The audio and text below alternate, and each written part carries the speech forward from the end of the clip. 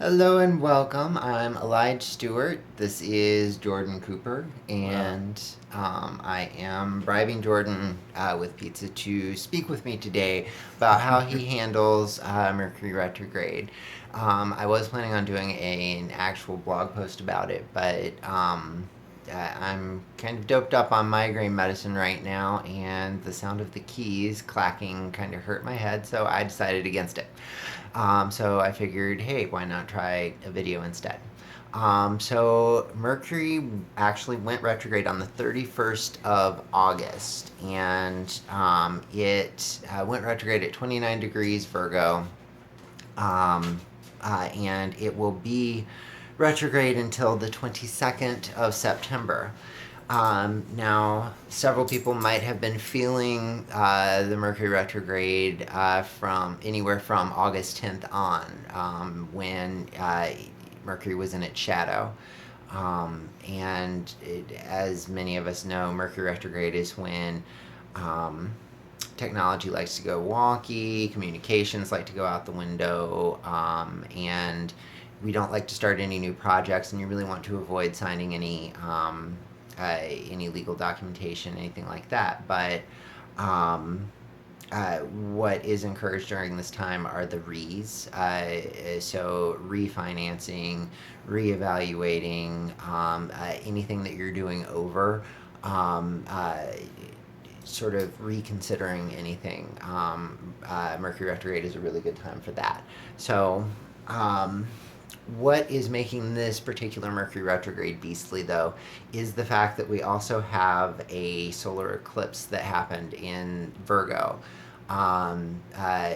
during this time, and the fact that Virgo is actually ruled by Mercury is making this just an extra intense retrograde period for a lot of different people. So, um, uh, now, Jordan, how are you handling Mercury retrograde? I'm hiding as much as I can. Um, when it comes to the Mercury retrograde, it's like the communication is very much skewed with me. Because my rising sign is Gemini, I become one more chatty around this time, but sometimes I can also have like miscommunications with a lot of people. And as you know, I get kind of crazy around this time, and I try to watch what I say. It's kind of hard when I'm just going nonstop.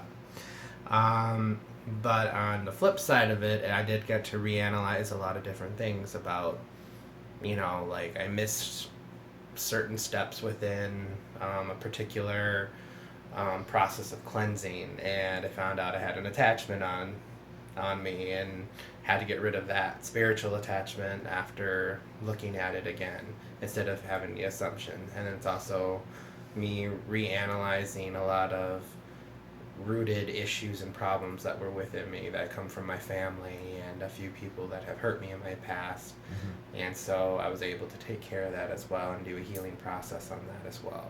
So, I mean, it's on the flip side of it being so crazy and beasty and the miscommunications is also a very good time when anything with RE. Again, reevaluating, reanalyzing, reworking stuff. Right, and I mean anything dealing with the past is it's good to dig in during Mercury retrograde and flesh that out. And now, do you would you recommend for the people that you work with? You mentioned cleansing, and I know that you do a lot of that, a lot, a lot with Way too cleansing. much. Way too much. Um, do you think that it's helpful during the retrograde period to do more cleansing, more spiritual cleansing for most folks? I believe that would be the best way for anybody to heal during this time because it is, for me, it's, and probably for a lot of people out there, it's a time of pause. Everything, you don't want to do anything new, no new contracts, no new workings, no new any type of thing, whatever, anything to do with like new. So it can be frustrating for someone like me who wants to go, go, go, go, go, and I'm told to stop, you know. But then it's like you got to stop, take a look, pick up what you've missed, or to relook at yourself, and then through that time and process to heal from it. Because a lot of stuff during the Mercury retrograde is a lot as past related. Right, absolutely. So, what, um, other than cleansing, is there anything that you would recommend for most people? Any tips, any tricks, anything? You work at a fantastic candle shop where you a nightlight candle company down by Detroit, where you have access to all of these amazing tools. What is your favorite tool that you would recommend for most people? Well, the easiest one would probably be oils. Oils is good to wear daily. We have certain oils that can help with communication, clarity of the mind, and definitely with Mercury retrograde, that would be also really good to have that. We also have Mercury oil, which, as scary as it sounds, it won't increase the Mercury retrograde, but it actually can stabilize it. These oils carry the persona of Mercury, but not when it goes into retrograde. So if you're going through retrograde, a woman came in and she wanted Mercury oil because it stabilizes her through it. Absolutely. Yeah, and she put it on, and she was having a horrible communication with her husband, and it really did show when they came in, and immediately afterwards she apologized pretty much at the store. Fantastic. So we should buy that in buckets. Yeah. So, kind of in the same vein or the same topic, one of the ways that I tend to deal with it is by using a magic number square called the Camia, the Mercury Camia. And what I'll do is I will either write it out or print it out, and on the back of it, I list the things that I either know I need to be working on or I want to focus on during the Mercury retrograde, or I know that I'm going to have to do. Like, sometimes life happens and you're not able to avoid, you have to sign a new lease or move, or there's a legal contract or something coming up. And so I'll write it on the back of this Mercury Cameo, and I'm going to post a link, or I'm going to give you a resource here along with the video on the blog post to find that. But then what I will do is I will take my name and break it down numerologically, and on the Camia, I will draw my name out essentially, and there is a fantastic. Actually, I'm just going to put a link to the blog, Carolina Conjure. Not my blog at all.